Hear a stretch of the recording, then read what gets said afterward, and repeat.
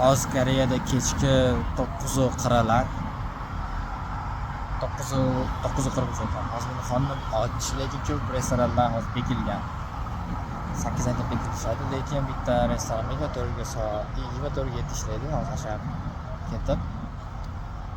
ketib deyman. Ashaqqa borib bibimbap olaman.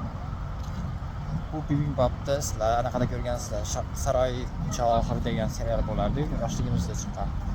Ashunda eslarda bo'lsa, tangem bilan bekachoy musobaqalashayotganda tanga ikkinchi ovqatni sifatida beramidi, uchinchi ovqat sifatida beramidi, xullas guruch bilan ozgina sabzavot ustiga qo'yadi. Ashunda shu ovqatni birinchi marta hamma ko'rgan. Hozir endi shuni qilamiz. Mana keldim.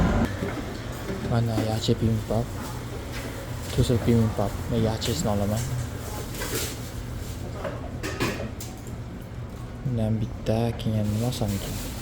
Yo, faqat shu ekan. 결제 방법을 카드를 넣어주세요. 카드를 가져가세요.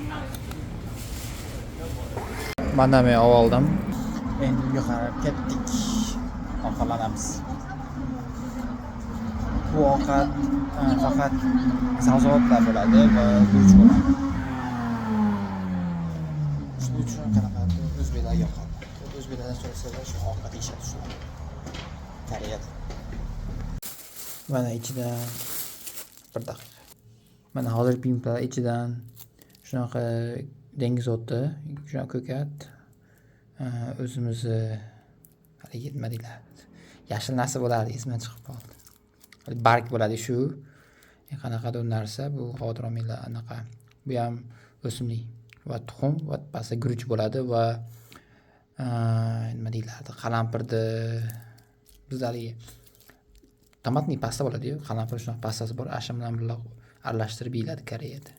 Boshida endi birinchi oyda ko'ningiz ayniydi-yu, lekin keyingi oylardan yesangiz ko'nikib ketasiz. Shunaqa gaplar.